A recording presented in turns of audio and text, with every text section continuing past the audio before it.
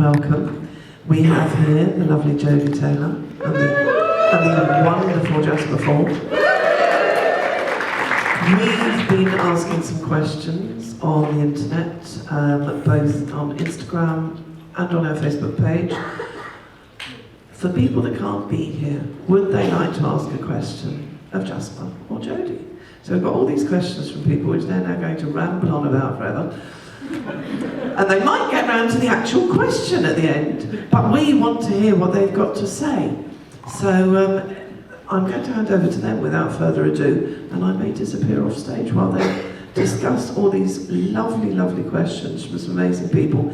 Are we doing FaceTime Live? Does anybody know if we're going to do that, or are we just going to put it on the movie? Because there was talk of we were going to do a FaceTime Live of this, Hazel said. Hazel's gone. Hazel's gone. We're not doing FaceTime Live. Right, that's fine.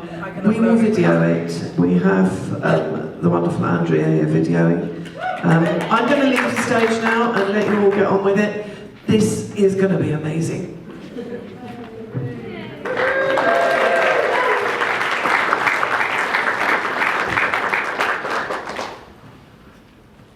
Okay, who's going to start?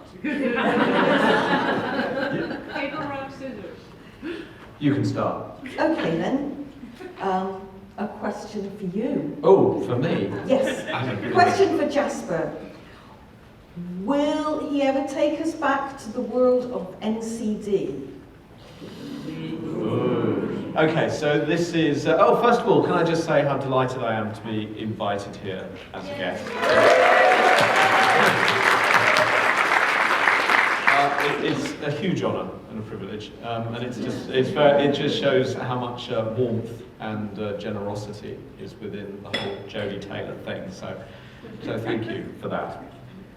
Okay, so will there be another NCD? So NCD stands for the Nursery Crime Division, and for those who've read my books, you'll know there's two in the series.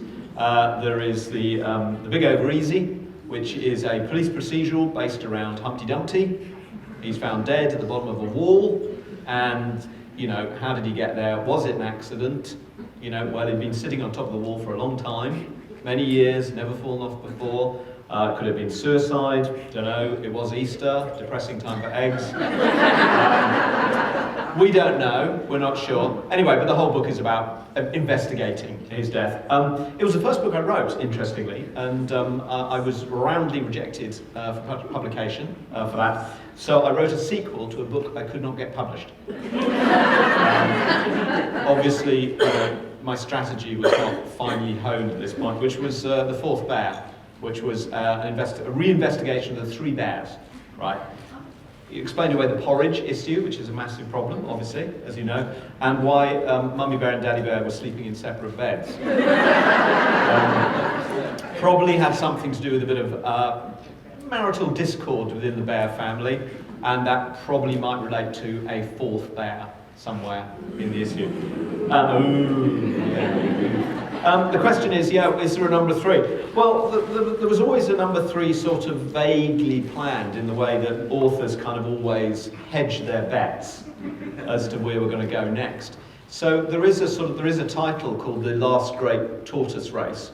And also if you're writing series, you kind of plant things as you're going along so that you don't pull something fully formed and that's bizarre out of the hat, you know, in book 6, or I do anyway. So that, you know, it seems as though it was always there, you know. So add credibility to the series as a whole. So there is this book, The Last Great Tortoise Race, and I think it's based in Reading, and it's about the tortoise and the hare, and of course every year, for some reason, you know, the hare loses. And it's really an investigation about who's nobbling the hare. And was it something to do with the Easter Bunny? Who the Easter Bunny, of course, if you consider it from a PR point of view, everyone likes the Easter Bunny for one day in the year. But for the rest of the year, she could do what she wants. And I think she's like sort of underground, you know, sort of basically a mobster. But has this amazing PR thing. So the answer is, I don't know, maybe, we'll see perhaps. You know, I learned that from being a parent. I don't know, but they're great fun to write because it's just eclectic sort of nonsense and it's firing off in all directions, and that's probably the writing I like to do the most. And for Jodi, this is quite good because we can ask each other questions. It's quite fun. Right, and for Jodi, after the ordeal of the haunted room, are there other authors/styles you would like to write an homage to? Like you, I have a huge reluctance to commit myself. I have real commitment issues. You'll never get a yes or no out of me. And I would, in the title of the film, never say never again. And I know full well if I say no, I have no plans, which is the truth at the moment. In about half an hour, something will occur to me and make a liar out of me. And if I say yes, I then go into panic mode because I haven't thought about it at all, and I will panic utterly. So I will simply say at the moment, I have no plans to, but that could change at any moment. Question for Jasper. Ooh. What could Thursday do if she book jumped into an atlas? Yeah, what could Thursday do? Well, I mean, the easiest way to deal with issues like this is to just think of a one-line gag, you know. And I suppose you could say that if she went into a telephone directory, you know, or you could, if you read a telephone directory, right, not much of a plot, terrific cast. And I think if she jumped into an atlas, it was like, not much of a plot, locations are good. So it would probably be something like that, is that, you would, a lot of really good locations, but, you know, the plot isn't, you know, isn't very good. So often I will actually, in my books, I will take an idea and like just throw it away with a single line, which is a waste of good ideas, but I kind of like putting in lots of little concepts and zingers, which I think is something that we kind of learned from Douglas Adams, you know, because you steal from the best. I mean, you pay homage. You pay homage to the giants. And the thing I really liked about Douglas Adams' writing is that it's conceptual zingers that I think, you know, he was really, really good at. And they're kind of sewn together within a plot that is, well, it's okay. But, you know, and I think that's the whole point of writing, is you work on your strengths. You know, you work to your strengths, and the stuff that perhaps I'm not so good at, then I'll just skate over it.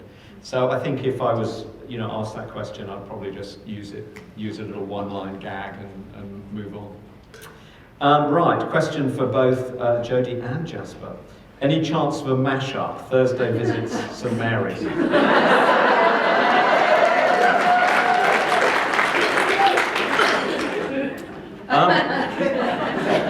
Well, this I can tell my Kathy Reich story here. You know Kathy Reich, right? So weirdly, I discovered that Temperance Brennan, who you know is her character, Temperance Brennan was reading a Thursday Next book in one of her novels. It actually says that, and I saw this and I thought, this is great. So I actually got hold of Kathy Rice. We never met in person, but we spoke over email. And I said, can we do like a character exchange program? And she was great, and she said, yeah, absolutely. So I have Temperance Brennan turn up in, I think it's one of our Thursdays is missing. No, it's not. It's the one previous to that. First Among Sequels. First Among Sequels. Yeah. Yes. So Temperance Brennan turns up in First Among Sequels and has a little sort of, you know, character exchange program thing. And it was all part of a plot line which I didn't actually use in the end, which was Temperance Brennan was worried about, like, someone was trying to, you know, do something, and it was about a serial killer. But it's someone who kills cereals. Book cereals. So I have done it once, but I'm open to anything. Listen, if it sells a book and gets a cheap laugh, I'm up for it, totally. What about you, Jodi? Well, again, as per my previous answer, I haven't ever given it any thought. I mean, I'm not going to say no, because I never say no. That gets me into so much trouble. And I never say yes either, and that gets me into even more trouble. It's a thought, isn't it? Something to think about on a rainy afternoon with a mug of tea. Yeah, it is really. But I mean, you have dodos. I do. I have dodos. I think we're already there. Those are the secret masterminds. Yeah. Yeah. Yeah, they don't like being called masterminds. It's a mince demand. Right, moving on. Oh, yes. Sorry. I was, no, do you have anything to... No, I was just drifting off there and having a thought, but let's Can we know... concentrate on now. Can we know what the thought was? No. No. Oh, I said no.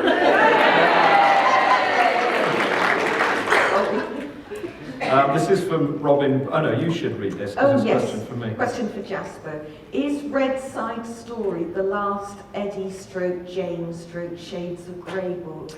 Yeah. Okay. So this is Shades of Grey. My Shades of Grey, not the other Shades of Grey. I call my Shades of Grey 49 fewer Shades of Grey. Not 49 less Shades of Grey. No. Yeah, that would not be correct. No, 49 fewer Shades of Grey.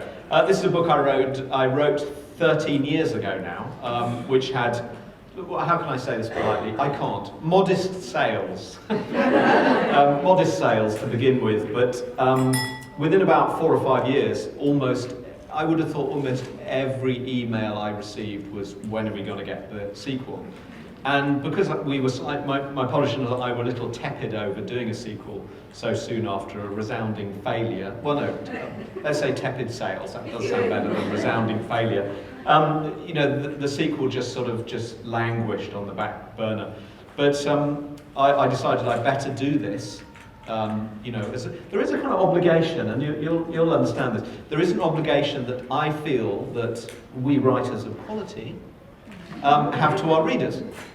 And part of that is being available, part of that is being, you know, obviously generous when people come to us to be signed and all those sorts of things. But there's also, I think, an obligation about finishing series. And I got an email one day that said, Jasper, are you ever going to finish a series? You know? And then I kind of realised the game was up. So I've actually been closing series, or trying to close series for the last few books. And then I decided to write the sequel, which is called Red Side Story. When I finished it, which I have, and you will get it in February, no matter what happens to me.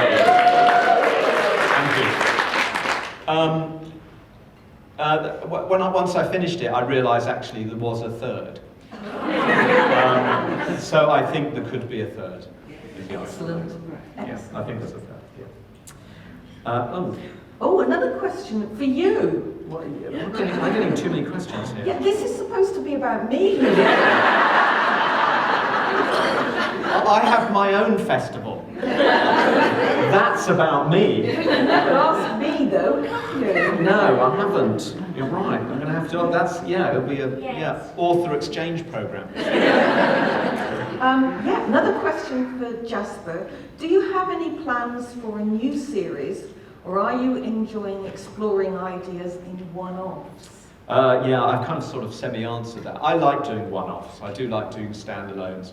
But the thing with standalones is you create this sort of world which is weird and fantastic and lovely and bizarre, and you think, oh, wouldn't it be great to set something else in that? So I do like doing standalones, but as I said, I'm trying to finish some Can I series ask a obligations. question? Yes. Am I allowed to ask? As long as it's not a sports question. No, it's about one-offs. Okay. Are you ever going to do another early riser? Because I loved that. Oh, did you? Oh, thank you. I did. It really resonated with me. Oh, really? And I would love to see a sequel. So, do you have any plans? Yeah, Early Riser. Early Riser was, shall we say, it was a difficult birth. Oh. It was one of those books, and I don't know whether you've ever had that. Is there are sometimes some. I write by this thing that I call the narrative dare. Right. So I think up a narrative dare, and then you have to write your way through it. So it's, Jane Eyre gets kidnapped out of Jane Eyre. Explain. Right. So, and you can't let yourself off the hook. That's the dare part of it. And the narrative dare for Early Riser was write a thriller set in a world in which humans have always hibernated, right? Which is a good narrative dare. But the thing about narrative dares is you can't give up the book. You have to finish the book.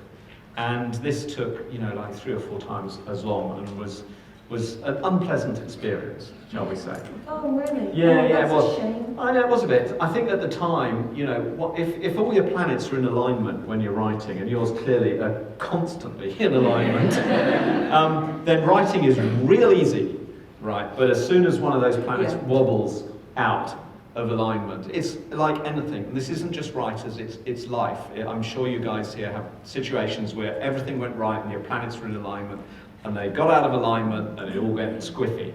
And I had that, unfortunately. Several things came along and it kind of got out of alignment. And I only managed to actually finish the book when I started liking it again, because I despised this book for like 2.5 years. And then I started liking it again and liking the characters and the situations, and I managed to get it all done. So because it was a sort of difficult book to write, I'm sort of not eager to go there again. But there's so much I could do in that kind of world, Can I ask another question? I'm Yeah, taking go on. shameless advantage of my position in my microphone. Yeah. What gender is the main character? I don't know. What do you think, Jo? I You decide. assume male because I think most writers, not always, not you, but most writers, main character is more or less the same gender as themselves, because we write what we know best. Yeah. So I went through the whole book thinking Wonky was male, and when I got to the end, I suddenly realised that there was nowhere in the book in which you'd stated No. what gender, and people started saying, well, Wonky was female. So obviously I went back and read the book again and thought, aha. Then I thought, oh, how clever he is. But did you do that deliberately? Did it come about? Or what gender is Wonky? Well, I think what I enjoyed about it was that actually, or the principle of the idea was that there could be 2 sort of love stories, if you like, because there's the Begita character, and whether this is romantic love or filial love, if you prefer, and what is stronger, and do you do things because you love them, romantically, or do you do them because you love someone because you love them, with no romantic involvement, like you would for, sort of sibling or something like that. So I was trying to tell, and I think there's always this thing within writing, is you're trying to tell several, because you wonderful people out there, we write a book, but it's only ours until someone else reads it, right? Because all of you will have a unique, a similar reading experience, but your own reading will be unique to you alone, because we just put little squiggles on a page, but you make the pictures in your heads, right? So it's like 20 times better than telling, right? Where all the work's done for you, yeah? So I think one of the things I kind of like to do is try and tell maybe several different stories in the same book, or if you come back to a book, and there's lots of stuff in my books which I'm hoping that when you come back to it, if you read it age 16 perhaps, and then you read it age 24, and you get something different out of it. But the book hasn't changed, you have. So I think it's trying to get that kind of reader experience, and that you could read it one way, and then you could go back to it and you could read it another way. And then everything makes sense in a different way. And I think that's what I was trying to do with Wonky, it was Wonky, that's right. Charlie, actually. Yeah. But I have spoken to people, and they've said, "Oh no, I thought it was female all the way through," because they had a friend called Charlotte who was known as Charlie, and they instantly went for female, and then it made total sense as well. And even some who said they read it as non-binary, and they got it too. I can't really sort of say that it was a non-binary. I was really thinking it might male or female, but I think that was the reason. But there is, if you look very, very carefully, there is a backstory which would tell you exactly what gender they were. I shall read it. Yeah, but it's hidden quite deeply. But I'm warning you, I'm not going to give up. And every time we appear on a panel, the question will be asked. We can do that. Something for you to look forward Yeah, to. no, I will. Where have we got to? Well, it's probably another question for me, isn't it? No, it's not. Oh my, it's a question for you. Oh, But here we are. Surprise! Yeah, right. You said we'll know when it's the end of the St Mary's books. So, do you have a new series in mind to take its place, and will we like it? What a question to ask. Well, I have actually introduced several new series because I didn't want to get to the end of St Mary's and have nothing to replace it, or start a new series then. I wanted things to run concurrently so that it's seamless, if you know what I mean. St Mary's will come to an end. The last one will be entitled An Honour and a Privilege. It's been in my mind since the first book, actually, when the more perceptive among you will remember I killed everyone. Some of them halfway through the book. I have no plans to end it at the moment. Thank you very much. But yes, it will end one day, but the Time Police will probably carry on. And I've got a couple of one-offs, as Jasper has, in my mind. So things are festering away quite nicely at the moment. Festering is a good word. Yeah, it is actually. Yeah. I describe. Yes, you're the same. Is that authors? We collect stuff. We have minds like drift nets. Oh, yes. You know, and all this stuff like catches in there. And the more useless, Yeah. the more easily it's retained. Yeah. You know, important stuff like paying your taxes, remembering your mother's birthday. Yeah. No, that's all gone. But Lima is the capital of Peru. That's right. And we were talking about Oxbow Lakes this morning. So, And I'd like to make it clear, I have the only picture of an Oxbow Lake drawn and signed by Jasper Fforde. only in JodiWorld do these things happen. Out there in the real world, you know, it's very disinteresting, but here we have Oxbow Lakes. Right, so there was a question for me, but I already answered it, so this is a question for you from Shearer. When you preface Atherton with, quote, nice normal Atherton, my spidey sense is going to full alert. How much foreshadowing is included in your storylines? Well, I keep quite a lot, actually, because I'm always being told off for it. Some people like foreshadowing, but an awful lot of people don't. But the reason I always refer to Atherton as nice, normal Atherton is because he is. He was one of Max's original trainees when she was so injured. She had to take time out to become the training officer.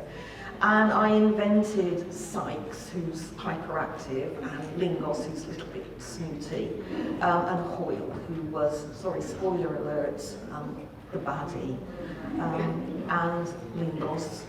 And by the time I created them, I'd run out of things for Atherton, so he's just normal. And he's nice and polite, and he turns his assignments in on time, and he's just known as nice, normal Atherton. He's never set fire to anything. Nobody's ever strapped him on the roof rack of a car and driven him through town or anything like that. But in the interests of not foreshadowing, I will not take advantage of this opportunity to say that he might not be that normal.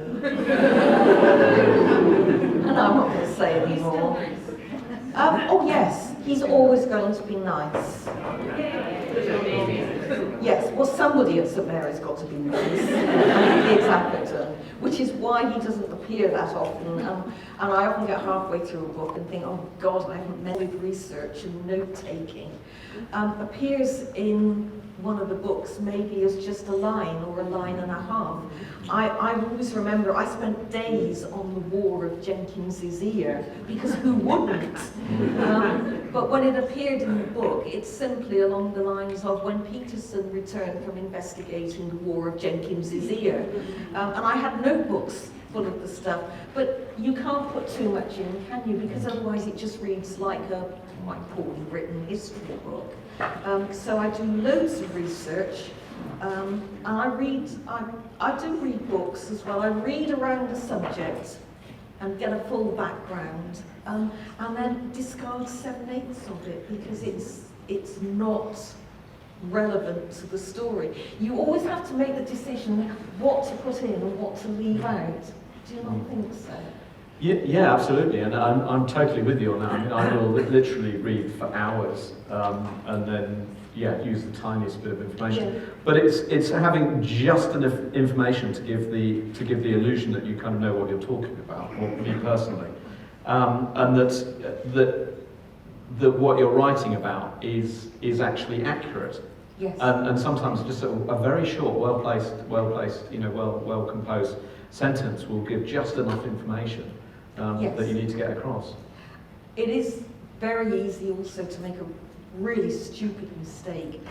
I wrote one of my books when I was out in Turkey, and because there was a eucalyptus tree in the back garden, I was writing about Herodotus in Greece, and it's not that far away, therefore I assumed there would be eucalyptus trees in Greece as well, which there are. So I went ahead and wrote them sitting under a grove of eucalyptus trees, and a lovely lady from Australia wrote to me and said actually eucalyptus trees didn't leave Australia until about the 16th or 17th century. So there's no way they could have sat underneath a grove of eucalyptus trees. And I just made an assumption, a really stupid assumption. It put me up quite short actually. And the fact that I had to apologise to all of Australia, who were very nice about it, I have to say. Well, I mean, who wouldn't know that eucalyptus didn't come to Europe Yes. until that time? I mean, it's like a schoolboy error, really, isn't it? I do obvious things. I mean, nobody in any of my books ever just runs up a staircase because it's an historical staircase. So does it curve to the left or the right? Is it stone? Is it wood? Is there a door at the top? Is the door of wood? Is it a latch? Is it a knob? I mean, it just goes on and on and on as I'm researching 15th century doorknobs.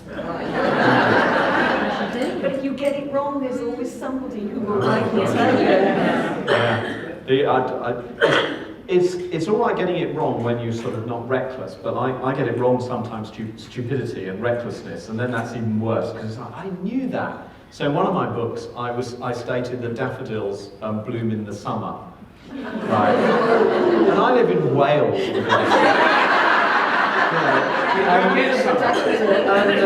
And we do get summer, it's just short, So, and I knew that, so why is it really annoying? But this will beat all, because you always want to put that voice on when someone, because I get letters, as I'm sure you do, pointing out historical errors, and you always put that, dear Mr. Forde, I'd just like to complain, and that voice does come into your head.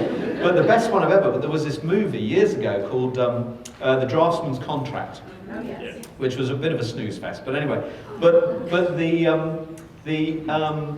the complaint was that on the soundtrack, I was listening to your film, and on the soundtrack there was a collared dove, and collared doves did not appear in England until 1623. However, your film is set in 1684. And I thought, okay, that must be like the sort of type specimen for pedanticness. But I actually have certificates of pedantry. And when someone sends in a really pedantic email, I send them back a certificate.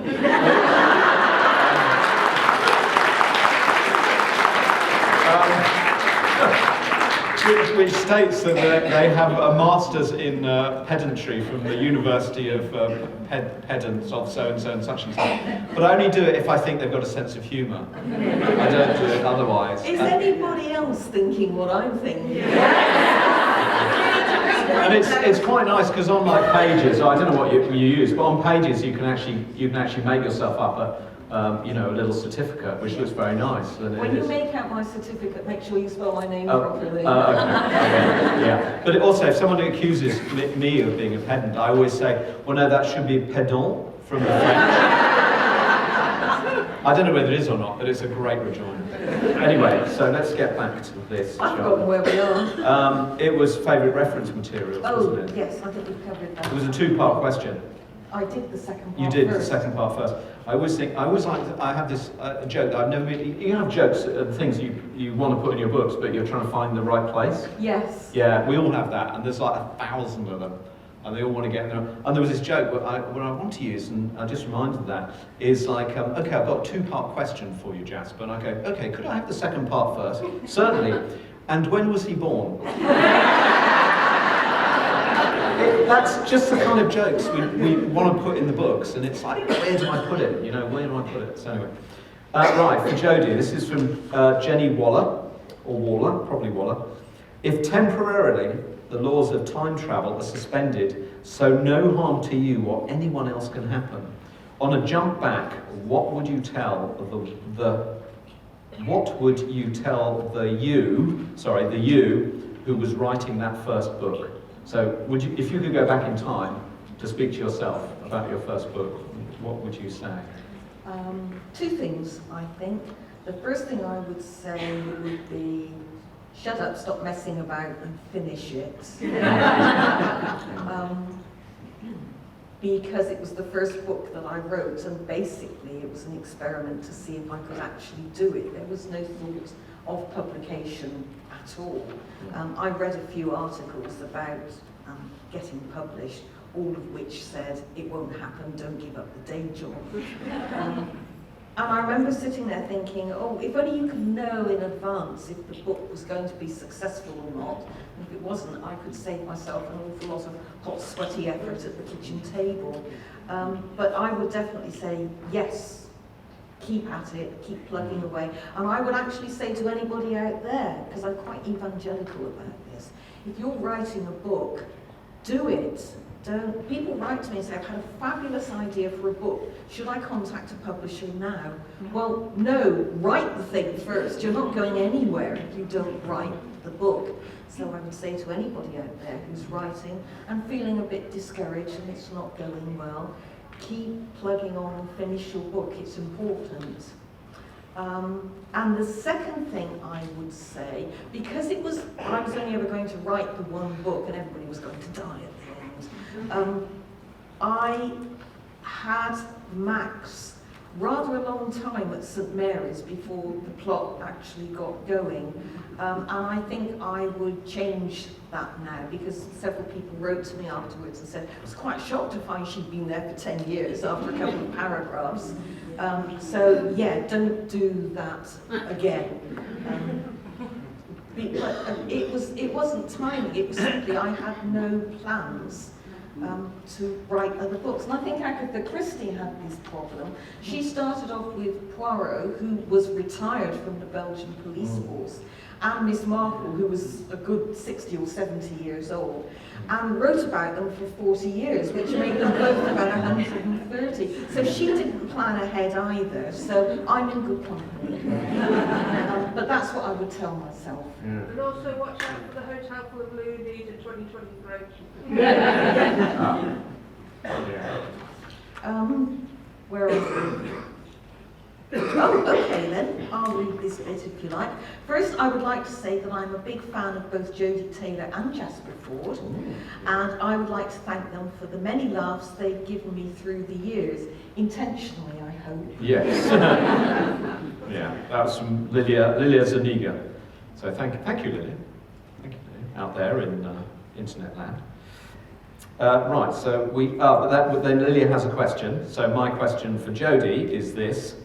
Are there any plans to give us the background or origin story regarding the Micklejohn siblings?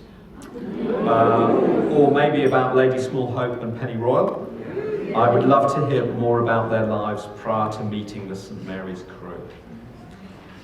Okay, make yourselves comfy.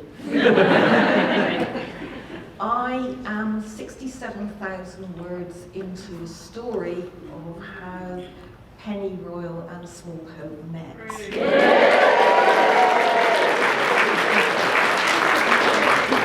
It's called The Ballad of Small Hope and Pennyroyal with startling originality. And it was originally going to be a short story. And I was just going to knock out there, before breakfast. And it was going to be the story of how they met. So I spent a little while setting up the characters, and they got to meet, and what happened. No spoilers here. And then I thought, and I'm sure you do this as well, what happened next? And then what happened after that? And what arose out of that? And the short story, about which Headline were extremely enthusiastic when they thought it was a short story. And it got longer and longer. And I wrote to Frankie, my lovely editor, and said, it's probably going to be quite a long short story. And she said, oh good. And it got longer and longer and longer. And it's not finished yet. And it's almost certainly going to be a book. So if anybody has any ideas how I can break that to Headline, I'd be extremely grateful. In fact, you could do it on my behalf if you like. Also, because I don't know when to stop, there will be a Michael John element. I haven't got it worked out in my head yet, and I'm not going to say any more, but it is possible that one book could answer both questions. How about that?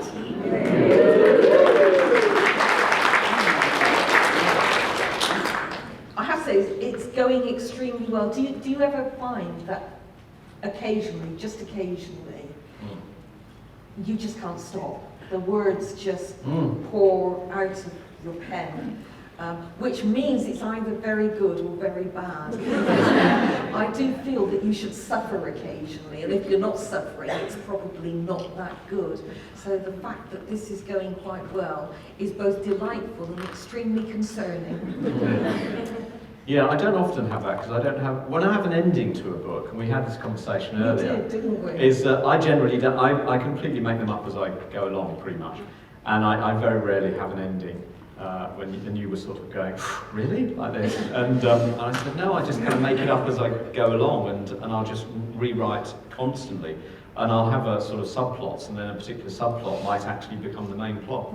The main plot, as I thought it was, then is relegated to a subplot. So when it starts really working, it's actually really exciting, actually. And if I had an ending to a book, which I think I've only ever had maybe two, I think The Constant Rabbit, I knew what happened then. I think maybe one of the others, maybe Fourth Bear. But otherwise, no, I'll just make up as I go on. But yeah, it's nice when it all comes flowing out, I must say. Yeah, you see, I can't do that. That would fret me endlessly. Do you plan that? I don't have the whole story, but I have to have the ending. I have to know where I'm going. And yes, I'll meander all around the houses, especially in this Small Hope and Pennyroyal, and it goes off all over the place. And I give myself permission to be outrageous as well. But I do know how it's going to end. Yeah. And I'm working on a book at the moment, and I can't get the ending right in my head, and it's causing me some grief. Yeah. No, I always say that, if you're reading a Jasper Fforde book and you've got no idea where it's going, I didn't either. I really didn't. You're in very good company. Okay, so this is from Ruth Buckle. I see the Kindle books are gradually coming out in German, and I was hoping that they would also be coming out on Audible at some point. Is that in the works at all? ? I selfishly ask because it would be a wonderful way for me to practice my very rusty Deutsch. I learn best by listening. That was beautifully read, thank you very much. And I can answer in one word, yes. There you go. The contract has been signed, and they sent me the cover designs for the Audible in German yesterday. So the answer for Ruth is yes. This time yesterday it wouldn't have been, but... Coincidentally, I have just sold the German language rights to Red Side Story. Really? Really, last week. Last week. Congratulations. Thank you. Do you find, here's a question for you, do you find, of your foreign language sales, are you finding that German is the biggest? No, it's France, easily. Ah, isn't I won an award in France. Yes, for innovative writing, apparently. But the French are going a storm on it. Good. Good. The Germans, yes, adequate. The Italians, less so. Oh, and I signed for the Finnish rights yesterday. So Finland, Hungary, Czechoslovakia, very keen. Good. Good. So yeah, it's interesting. But you're obviously doing very well in Germany. In Germany, yeah. That's my biggest Isn't foreign that foreign market. Yeah. It's odd, isn't it, that you're in one country and I'm... But after that, it's French. After that, Yes. it's French. And I was speaking to my German publishers, and I said, you know, why is this? And they said very amusingly, they said, well, we basically import all our fantasy. You know? And I said, no, I mean, you must have some really good German, you know, fantasy, you know, that kind of thriller writers. And he went, no, not really. You know, it's a bit rude. And he said, well, you know, after, oh God, I forgot his name now. The Terry Gilliam movie, made a movie of it. Munchausen. Yeah, I said, what, so after Baron Munchausen, you know, like you basically sort of shot your bolt with that. And he said, yeah, basically. I think he was joking, but he said, no, the German readers do like to import, for some reason, they like to import a lot of their fantasy. Interestingly, I had quite a tussle with my German publishers because they didn't want to call my character Dr. Maxwell. They wanted to call her Miss Maxwell. Frau. Thank you. Frau Maxwell. Or Frau. Right. But because they didn't Frau, see sorry. they didn't see that the word doctor was necessary, and I got very bent out of shape with this, and issued for the first time in my life actually got. Well, I won't say for the first time in my life I got quite stroppy, but for the first time in my life I got authorly stroppy, because up until that point I've always just been grateful, quite honestly. And I felt that this was actually wrong, and I didn't actually ask, well, if she was a male character, would you be doing that? But it came across in my email, I think. And in the end,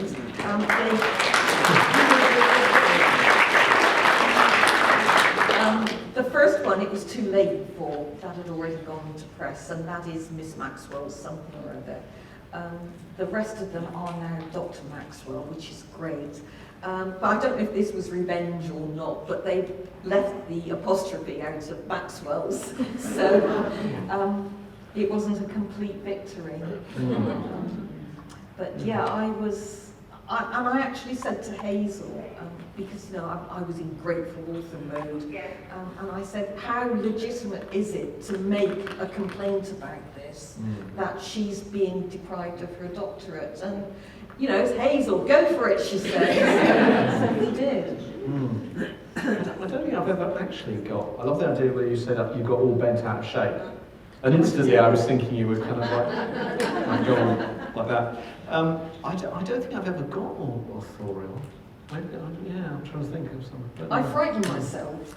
Yeah, it does Yes. sound like you did actually. You're not generally like that. So no, the grateful. I like the idea that being grateful is actually, I think, a good mindset to be in. You know? Yeah, perpetually grateful. Perpetually grateful and perpetually thinking. I can't speak for you obviously, but I perpetually think that my books aren't really very good at all. And often, well, no, don't say are. And often you find actually that, and I do talk to people about writing, and actually that's the furnace that keeps you going and makes you better. Because if you're not self-critical and you just go, yeah, that'll do, it's not going to work for you. So there is that, you know, strange bit of me when I was a teenager thinking I was complete and utter rubbish that actually really helps in my writing because I'm constantly trying to make it better. And that's why, hopefully, they're okay to read, because I just think they're not very good, and I want to try and make them better. That's really interesting, because I have always felt that there's been a horrible mistake Yeah. somewhere. And if Amazon wrote to me and said, we're sorry, there's been a horrible mistake, and these are not your sales, these are not your reviews, sorry, but tough, I would be very upset, but not that surprised. Yeah. There is very much a feeling of it's all too good to be true, and I'm going to wake up in a moment. I think we're on the same page totally. Imposter syndrome, I've had exactly that thing. It's like, there's been, I'm literally about to launch a book and someone taps me on the shoulder and they say, there's been this terrible mistake. Yeah. I am terrified that it's always the next book that's going to reveal the fact that I'm not actually a very good writer. Everybody will suddenly be pointing the finger and say, you've taken us in over all these years. How dare you? Yeah. But we're in good company, because I don't know if you've read Neil Gaiman's book about making art. No. And he has what his wife calls the imposter syndrome, that the literary police will turn up and arrest him for impostering a proper writer. And he really worries about it. And now so do I. I think it's part of what drives us to write, because it's a very strange thing to do, sitting in our little office inside our own head with a keyboard and just playing with this strange, world full of characters doing all these things and stuff, and to concentrate on that fully and just endlessly try and improve it. I think there is that sort of level of, it's a curious mix. You have to be, there's this sort of sweet spot where you have to be insane enough to come up with these ideas, right, but not so insane that you can't get them down. So, we live in that little narrow sweet spot of being like, exactly. And in my case, ever narrower. It gets narrower and narrower. Yeah. And do you have that thing where you've got an idea and it's like, then they're never going to go with this. This is way too out there, and you go, but they might. And you put it down anyway, and then 18 months later or whatever, and they say, yes, it was great. I'm about to hit my publisher with an idea for Tempora, the time-travelling totty. And that is not going to go down at all well. I'm going to have to do a lot of work on that one. Well, by the reaction, it's going to go down to 5. So don't worry. But my equivalent of that was that Thursday Next, my character who can read herself into classics, she has to escape from somewhere where they're trapped in this vault, and she's got nothing to read. So I go, well, what are you going to do? And then she thinks, oh, I got it. Have you got a washing label? And they go, yeah, I think so. And she reads herself into the washing instructions, where you just have a picture of an iron and stuff like that, and manage this from there to get into a dishwasher manual, and from there into the real world. And I was writing this, and I was going, this is just way too stupid. Way too stupid. And I deleted it and then rewrote it and go, oh, to hell with it. And I asked someone years later, did you like that? And they went, yeah, that was totally Thursday all the way. Because that's what she does. She's like totally awesome. She rocks. She's in a difficult place and bang, she's out in any way you can do it. So, Yes. It's got to be credible. Yes. No matter how weird or out there. Yeah. Some part of the reader's mind has got to accept it and think, well, yes, that could happen. It couldn't happen to me because I don't understand washing labels. Everything gets washed on very cold at 20 minutes, in the same way that everything gets cooked at 200 degrees for 25 minutes. I mean, there's a good point here about what you just raised, and I think that's I think we should sort of preen ourselves a little, and the audience. And I always think that people who read, fantasy are much better readers, because absolutely. And we're not saying that just because there's so many of you out there, but these are people to whom any idea is a potential story, right? This is an expansive, open, very welcoming sense of imagination and fun, and just a lovely way of looking at things. And I always think that, and we're going to bash, traditional authors now, the literary set, is that if you're just only into human drama and reading Booker winners, and you can't accept the idea that someone, can time travel or any of that, then I think it's a sort of I don't know, it's just a sort of narrow-thoughted reading. But I had to read from, I belong to a readers group, a writers' readers group, so you can imagine what that's like, not in a good way. And I had to read The Road by Cormac McCarthy, right? Now, this is a literary author who's trying to do what we do, right? And he hadn't realised that it has to hold together logically, right? And for anyone who's a huge Cormac McCarthy fan, I apologise, but me reading it, I'm going, okay, they're on a trip, they're on a road, and they've got a shopping trolley. Why do they have a shopping trolley? The wheels are tiny. I have trouble getting it even across the car park. Right? If this was a real, post-apocalyptic novel, then you would have thought about the logic of it. You would have bicycles, or you would have a trailer with large wheels. And then there's a sequence where these people are keeping humans locked up and then eating them. And it's like, okay, this doesn't make any sense, because then you've got to guard them, and you've got to feed them, and then you're going to eat them. And it's like, well, what's the point? Why don't you just eat the food that you were going to give to the cannibals? And it doesn't make any point from economics or anything at all. But it's there to make the story work. And clearly this is someone in the literary world who does not understand the genres. And, we make a world that is fantastic, and I mean that in a fantastical way rather than a hyperbolic, amazing way. But our logic has to fit together. And as long as our logic is consistent, then a fantastical world can work. And I think there's also a point about making it mundane or even boring as well, because our characters, of course, don't know they're in a fantastic world. They think it's normal. So maybe the skill, this was Terry Pratchett said, is one of the skills about fantasy is to make it dull and ordinary, because this is ordinary life. Anyway, sorry, I'm talking too much. Right, so I think we did that one. Okay. Are we on Joe Shearer? I think we are on Joe Shearer.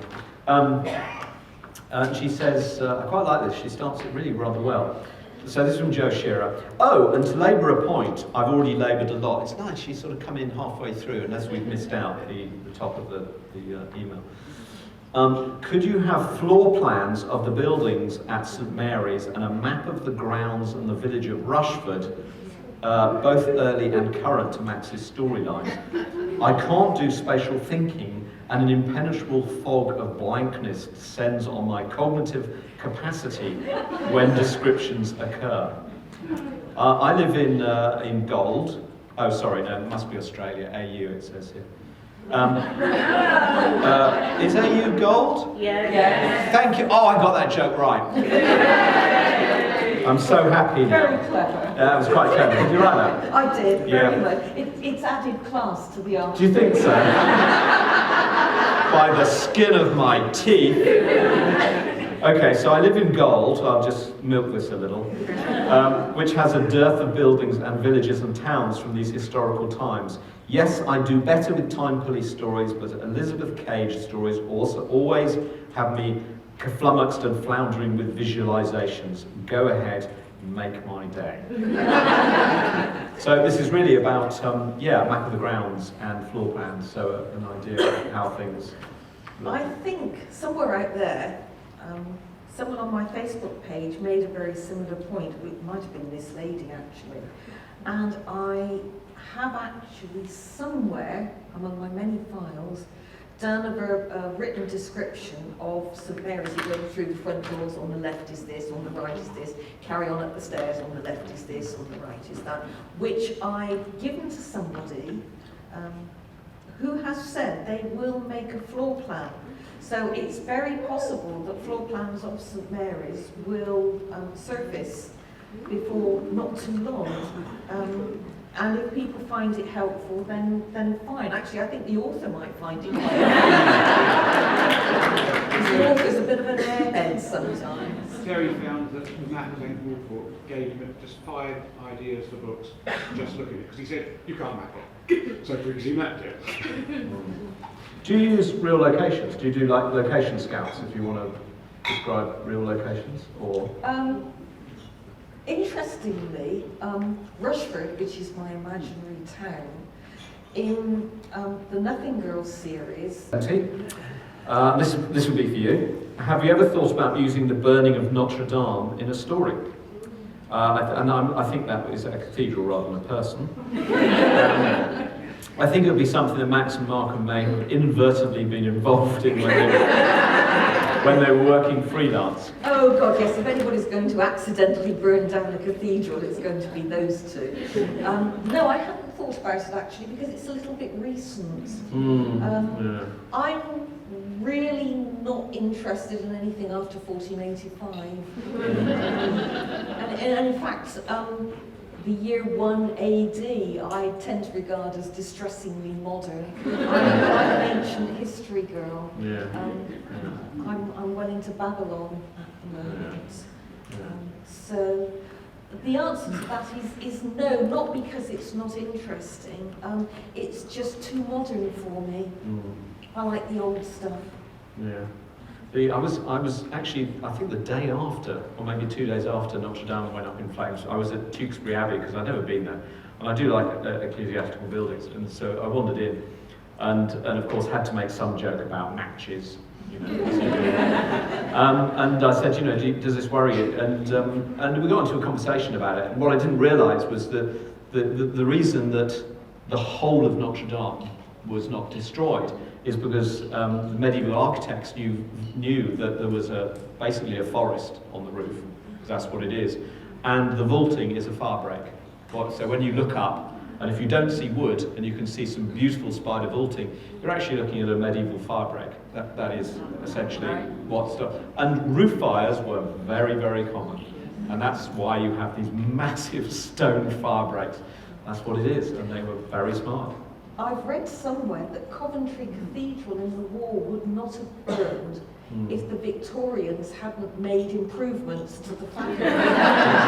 Because they put metal girders and bracing and buttresses and things. And when the cathedral was bombed and it caught fire, the metal shifted and moved and expanded, and that was what brought it down. Yeah. And if they'd left it to medieval people who knew what they were doing, it might still be standing today. Yeah.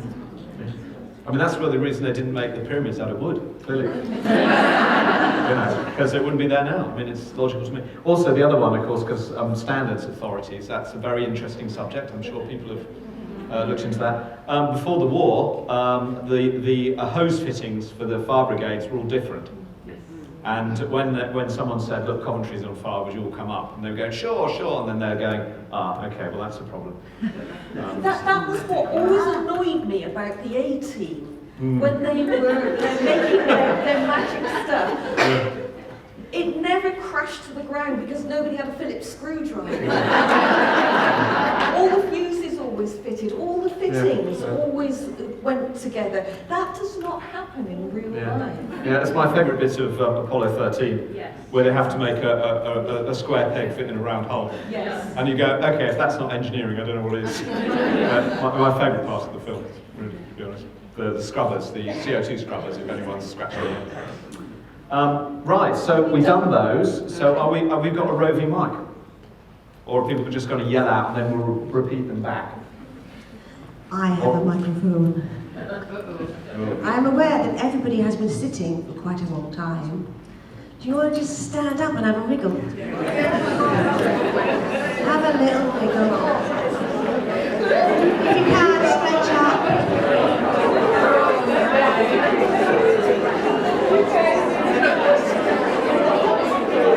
Just check on your neighbour, make sure they haven't fallen asleep. Need a wig. Well, I don't need one if it's not here.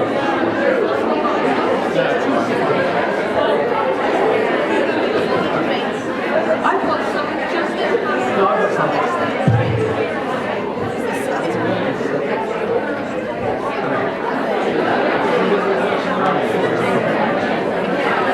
Okay, settle down.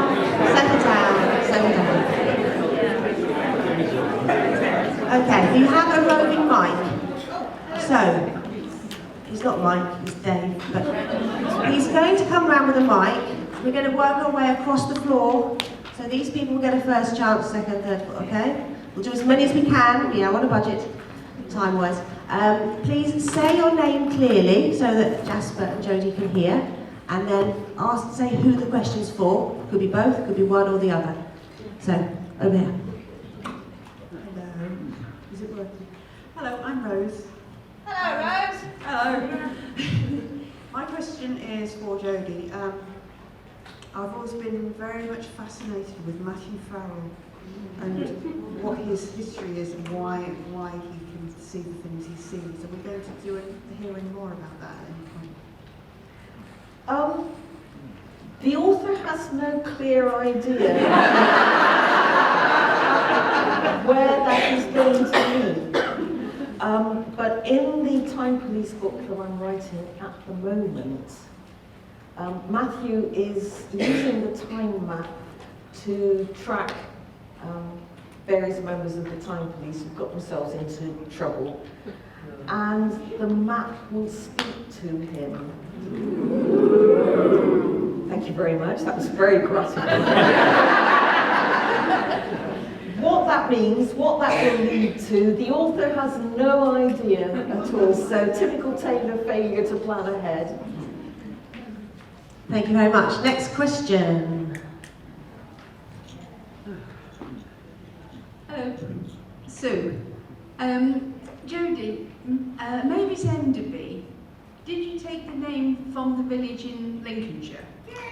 No, I didn't. I had no idea there was a village in Lincolnshire called Mavis Enderby. It's just the sort of bad luck that dogs me wherever I go. Sorry about that, but no, I didn't. And I'm not sure I've even ever been to Lincolnshire. Yes, I have. When I was in the Air Force, I did my training there. But since I never came off the unit the whole time, I was not aware of Mavis Enderby. So huge apologies to anybody here from Mavis Enderby. And the next question, please. Hi, my name's Keith Jackson. It's to both of you, really. When you have a break within a series, you go off and you write something else for, I don't know how long it takes, a year or so to produce another book. How difficult is it to get back into the skin of some of the characters that you haven't written about, even thought about possibly, for a year or more? Do you want to take that one first? Yeah, so getting back into characters. Surprisingly easy, actually, which is kind of weird, or not weird all at the same time. Because if you think about it, you could have, say, 5 different family members and friends all in a room, and as you were talking to each of them, you would modify yourself, the conversation and style and everything, automatically. So I think humans are actually very good at modifying their sort of conversation to where it's directed.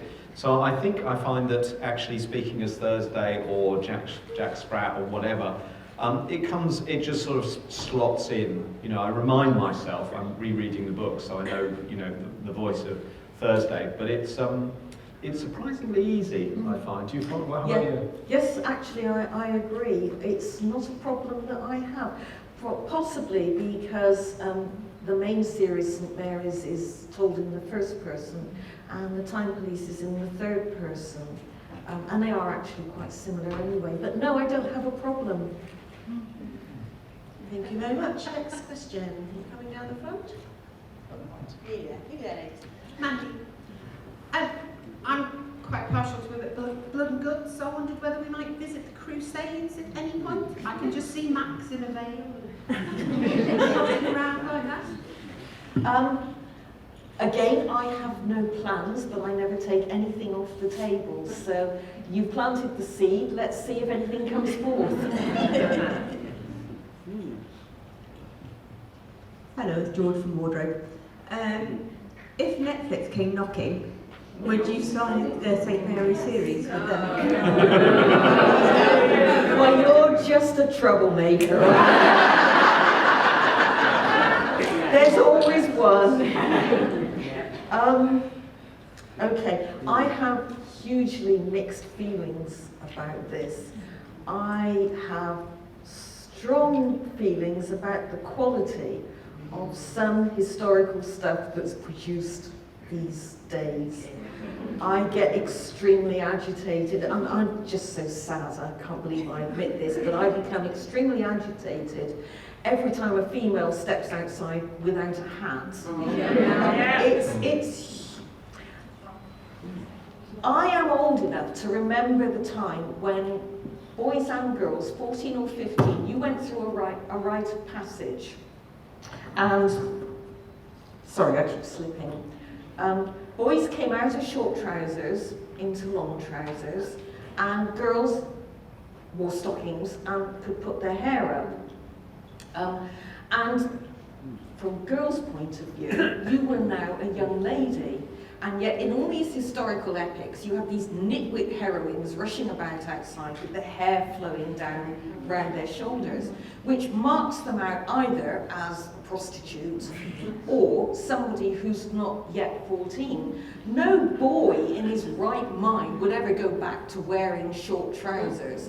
So why filmmakers assume that girls would be quite happy to mark themselves out as not yet grown up is a mystery to me. And sorry, I will stop ranting. No, we're enjoying it. And it distresses me when historical facts, and it distresses Max as well, historical facts are twisted to make a nice story or to change a story or whatever. So half of me, well probably about 60% of me, would not be happy at all. The other 40% of me would be enormously flattered and would make it fun. But I think on the whole, because as soon as you sign, you lose all control and they can do anything that they like. And I'm not sure I could live with that. Mine is not a forgiving nature. And I really hate to have to go and set fire to Netflix headquarters.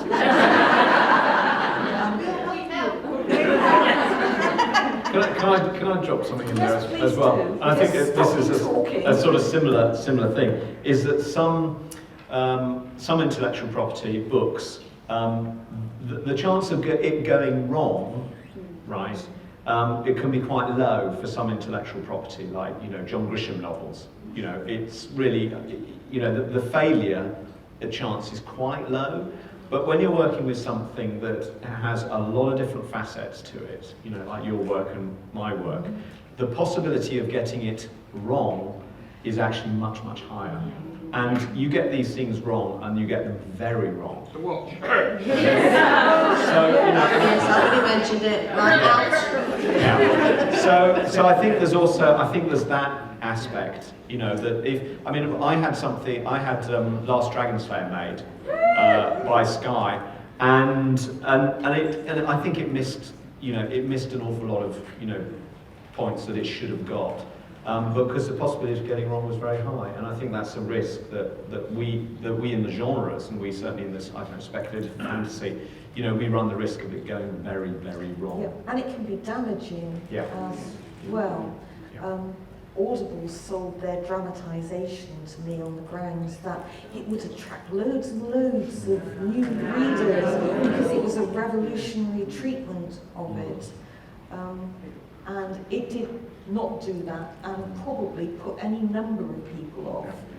They would listen to it and think, God, I'm not buying that book. Yeah. And it's made me very cautious and very wary, because it's a horrible feeling to have that happen to your work. There was the V.I. Wachowski books. There was one made with Kathleen Turner, and it wasn't that bad, to be honest. And it's a whole series. They go through the alphabet, a whole series. And because of it, they never made any sequels, because people look at it and they go, well, that made any money, it was a flop, so we won't look at any of the rest. So there is that possibility as well, is that someone will do something awful with it, and then anyone, looking at it afterwards would go, well, we're not doing it, we're not taking a Jasper Fforde book and doing that again, because it was a screaming disaster. It is hugely exciting and flattering. But you're right, it can be a real double-edged weapon, and if they get it wrong, it can do more damage than good, actually. So I'm not actually in a position where I'm having to make that decision at the moment. The rights are being assigned, But I'm very naughty, and I looked at it and they said, well, you know, we'd like the rights to offer it around on a shopping expedition for 12 months or so. And my first thought was, well, if they've got the rights, nobody else can have them. And I'm seeing this as a kind of holding expedition. But it is extremely difficult, and I get quite uncomfortable even just thinking about it. So if it ever actually happened, I'd probably disappear in a puff of smoke. The ideal position is actually an option every year forever, and they never make it. That would be perfect, because they pay you for it. Yeah, exactly. So Easiest money you'll ever make. Yeah, I had DreamWorks had an option, well, they didn't have an option. DreamWorks were interested in the Humpty Dumpty book. Oh. Right, Big O Reezy, and they just shilly-shallying for a year. And what we found out later was that there were parts of it that might have been actionable because they were doing Humpty Dumpty, which was in the cat. What was it? Puss in Boots. Yeah, that's it. Sorry, I should remember that. Oh yes, of course. Right. So we think that part of what I had written about, they may have included, and it wasn't actual. So they were shilly-shallying for a year, which was essentially taken off the market. But at the end of the day, they said, we'll pay you the option fee, and you can have it back. Yeah. So that was win-win. Yes. So that would be an ideal situation. That would be very nice. I'd be quite happy with Yeah. that. The next question. Hello, I'm Janet from JodiWorld, and there's often on Facebook groups a question that says, all of your favourite characters meet up in a pub and what happens? And all of my favourite characters are really kind of okay with each other. There's police procedurals and things like that. But I've always had a headcanon of Thursday next, and Max comparing scars. Oh, that's not weird at all. Now, the question is, who's got the most scars? Oh God, I don't know. Have you looked recently? No, Thursday's pretty scarred, I must say. Pretty damaged, actually. But I don't know how many. I've never actually, I'd have to go through and sort of figure out. No, I think I'd have to ask Leon if he's I think she's been shot a couple of times. Yeah, blown up. Yeah. Cut by Jack the Ripper. Yeah. Stabbed and died. Yeah, Thursday's been killed numerous What times. about emotional scars? Not filming! Yes. I don't know, we've got a couple of quite damaged heroines between us. Let's call it an honourable draw. Yeah, I think so. Diane, I have been really hoping for some sort of academic debate between the two of you based on anatomy and shape and things as to whether a dodo says grockle, grockle or plock, plock.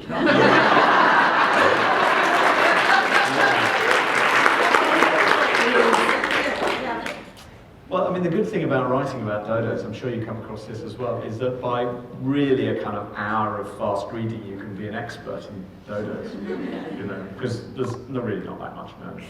I mean, there was a white paper a few years back where someone had spent a lot of time trying to figure out how, if they ran or waddled or walked or whatever, and in the end it was like just purely conjecture. And that's what's great about things like Neanderthals or mammoths or dodos, is that you can really do what you want with them. And as long as there's a sort of, you know, a little bit of bedrock of truth about them, that you can just sort of decide what it is. But I think we're both correct. We're being very, like being parents here, isn't it? It's like you're both right. I don't know, I mean, do you just came up with the word grockle? I mean, that's where I used to live, that's a tourist. Yeah, it just came to me. Well, we could settle the whole thing. I'm one of those dangerous people who sees absolutely nothing wrong with cloning Tyrannosaurus rexes, any dinosaurs, bring back the mammoths, bring back dodos, let's bring back dodos and settle it once and for all. Oh, just see what happens. Yeah. But it's also interesting, I mean, you can do some quite interesting comparisons, because in different languages, animals make different sounds. Yes. You know, and although we actually do write in the same language, it might be sort of, you know, something like that. I don't know. Plockle. So my personal idea would be somewhere between a bark and a honk, so you get a bonk. Yeah. A plockle. I just imagine the word bonk. Or a glock. It's a glock, isn't it, or a plockle? A glock is a bell. A glock, and it's a Germans got sidearm bell, as well. which can be quite nice. Like a Maybe glockenspiel. they're actually quite melodious. Maybe they sing beautifully. Yeah. Song of the Dodo.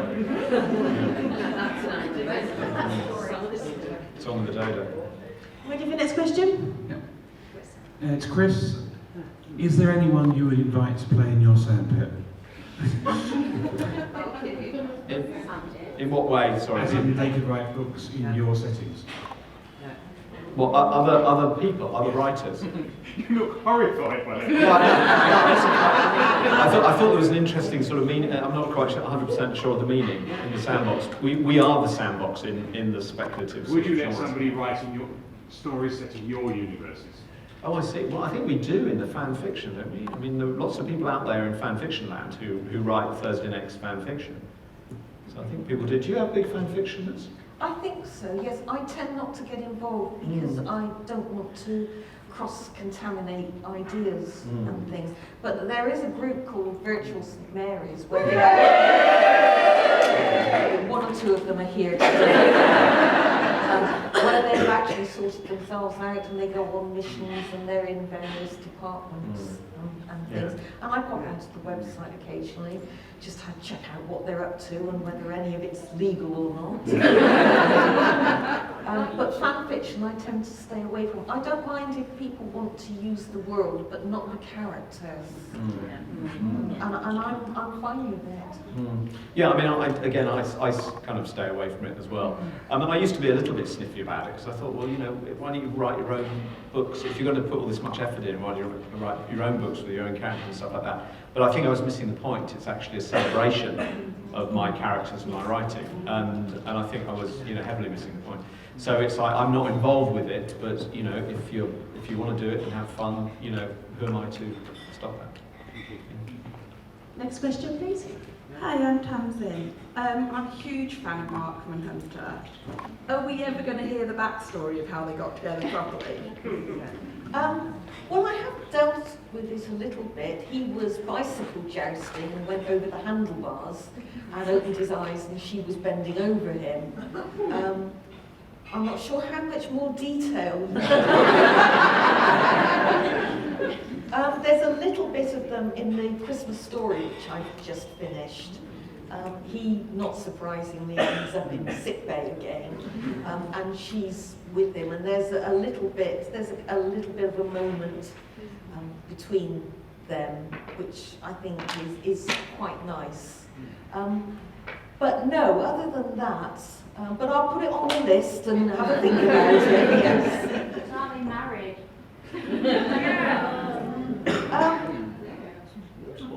Would you like them to be? I think they are actually. I think Hunter is pretty moral, and I think they are. And I think they're just winding Peterson up. Yes. I would if I was there.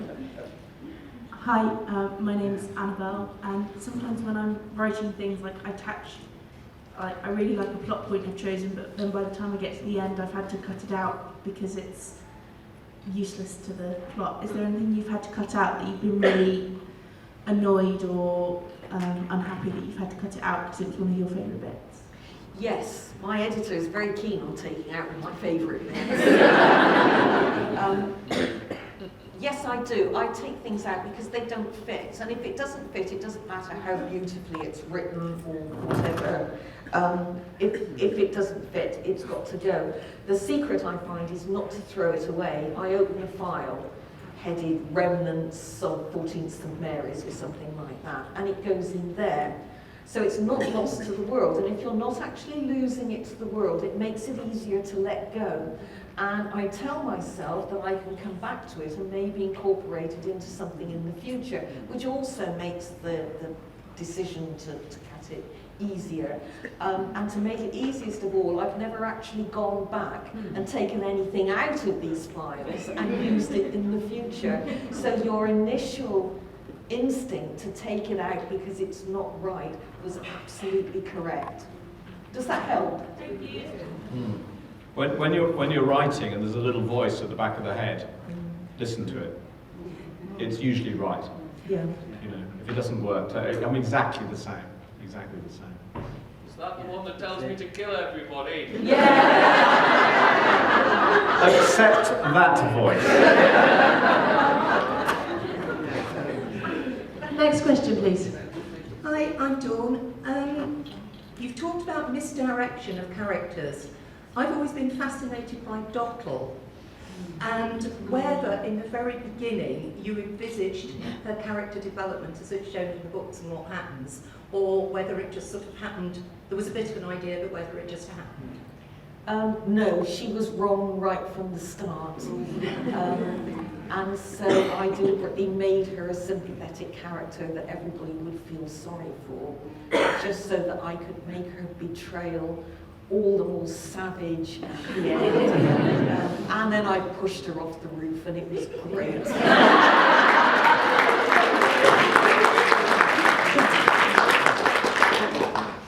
Hi, I'm Carolyn. I've got a similar question about Markham. When did you decide who he was, and do you know the future for him and his family? No spoilers, please. I don't know the future. I haven't thought about it at all. I didn't know who he was for a long time. For the first 2 or 3 books, he was just the comic relief.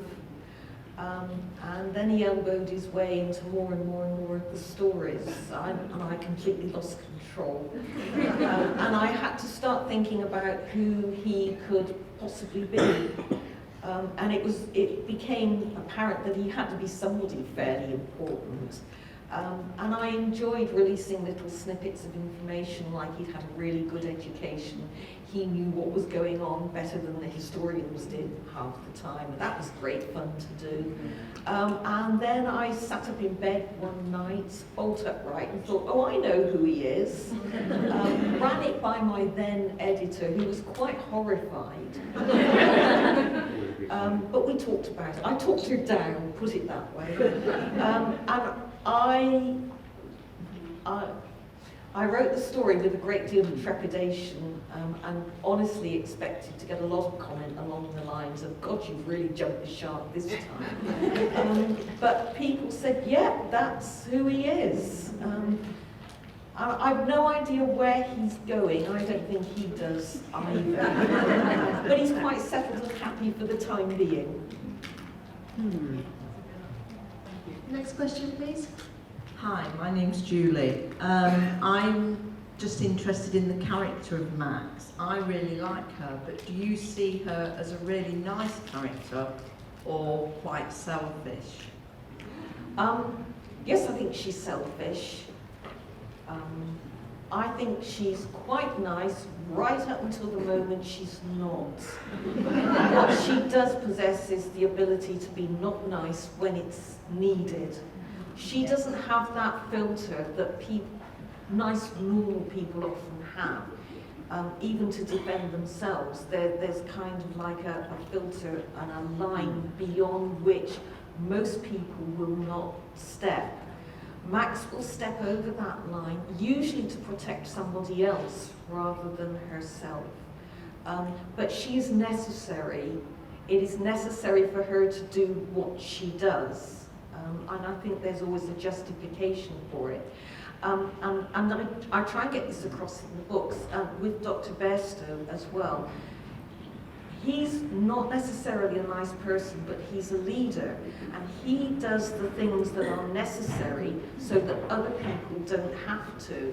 And I remember in the god-awful days when I was in local government, they sent me on so many courses, none of which did any good at all. And it was the role of management, and we were asked to say what we looked for in a manager. And there were lots of people saying, oh, you know, they've got to be approachable, and they've got to be nice, and they've got to take an interest in me. And nobody, not one single person except me, said, I want my manager to be competent. My manager's got to be good at what she does.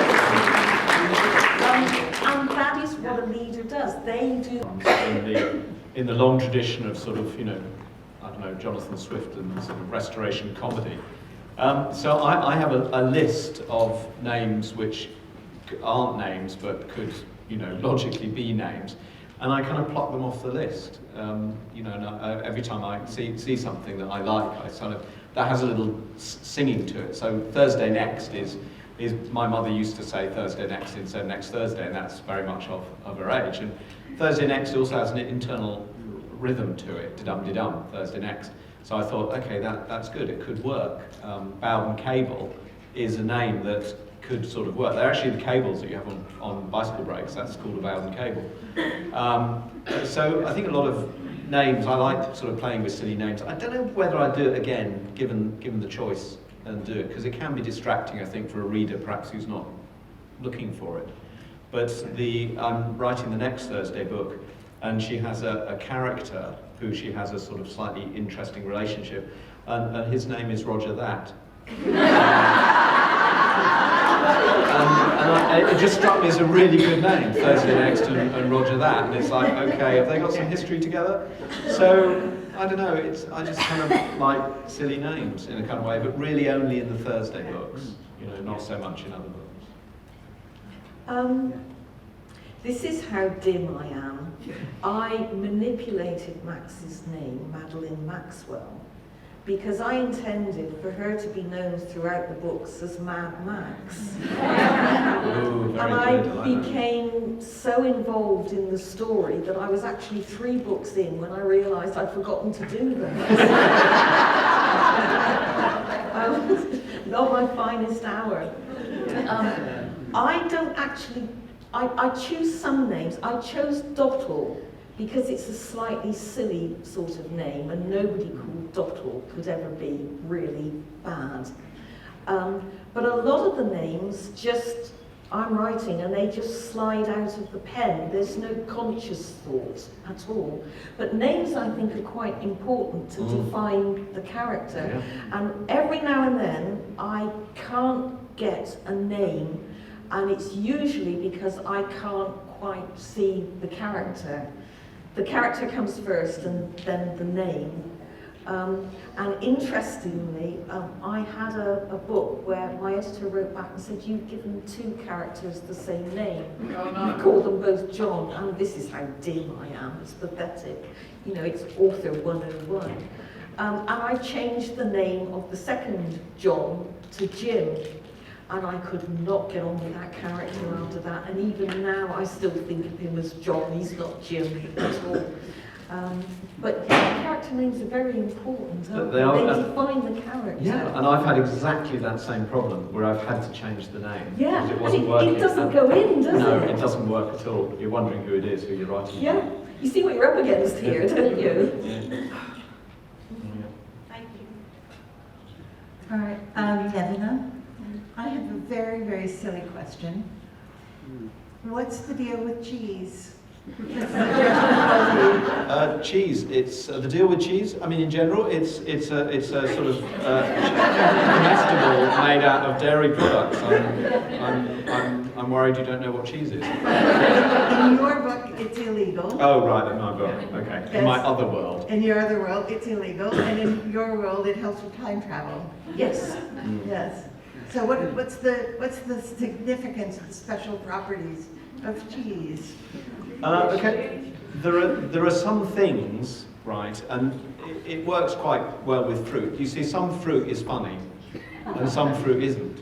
In the same way that some crustaceans are funny and some crustaceans aren't. Like lobsters are funny, but crabs aren't really. And it's very similar. Cheese has a fundamental comedy running through it. And there's all sorts of jokes, going down the years where people make jokes about cheese, usually about how it smells. But there are some quite interesting comedy sort of things. One that springs to mind is 3 Men in a Boat. You would have read that, I'm sure. And there is this literally laugh out loud sequence in which someone has to take a cheese from Liverpool to London on the train. and it obviously it smells very, very badly, and it's really about the misadventures of taking this cheese. So I think once you latch upon cheese, the comedy sort of comes out of it. It's commonplace, it's amusing, and you can use it, you know, for comedy effect, but it has a kind of bedrock of comedy about it. I don't know. Do you find that cheese is funny, isn't it? I had a mental image of somebody leaning over a piece of cheese and saying, "Oh, my cheese!" And I actually wrote the Mikey and Adrian story around that mental image. That's how cheese came about. I just thought the most ridiculous thing was to have somebody bending over a soggy piece of cheese on the grass and saying, "Oh, my cheese!" And it grew into, if you're time traveling and your jump goes wrong, and you need to replace calcium, sodium, etc., it's cheese, and I'm very fond of cheese. And it's portable. And then I get these pictures in my head of Matthew, with a little cube of cheese, carefully making a hole in it and threading a ribbon through and giving to Mikey as a Christmas present, you know, portable cheese. I mean, how lovely. It could have been anything, but it just happened to be cheese. I'm thinking also The Devil Wears Prada. Remember that film?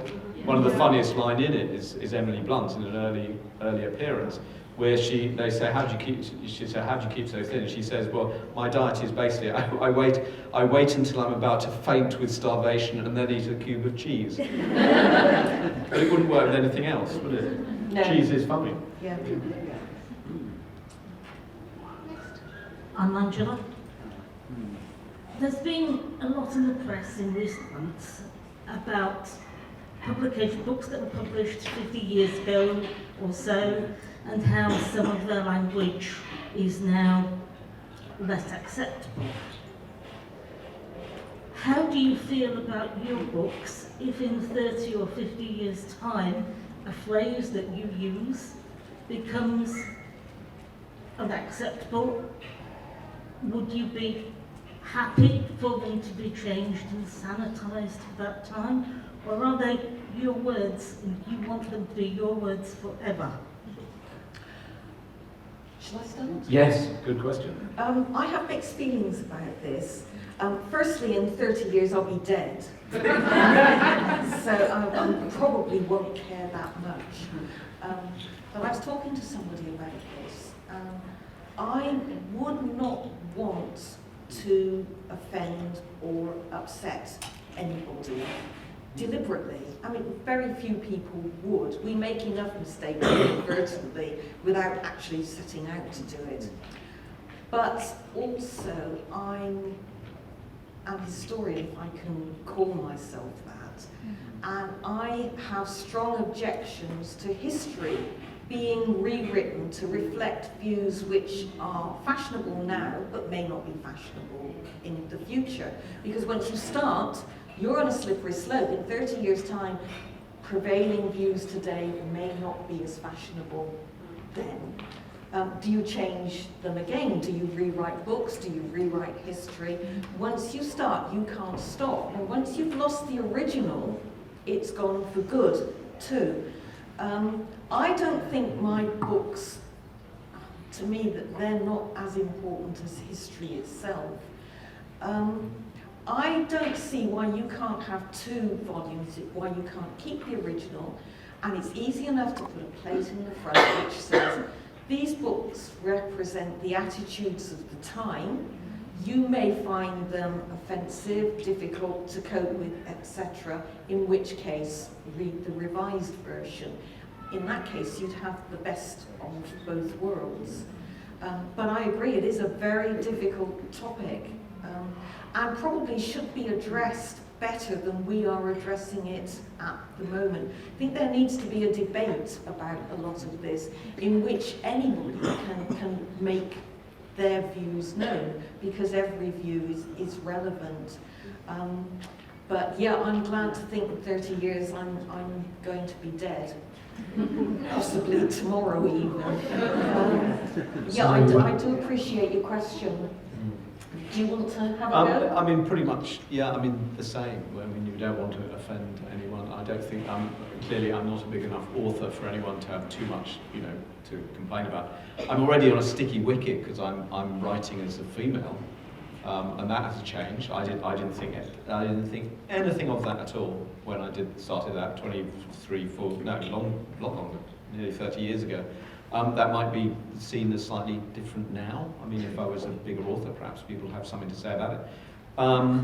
But no, I think, I don't know whether there is room in the industry to have two versions of the same book, but I think it's something that would need to be looked at if it was causing genuine offence and people were finding it difficult to read.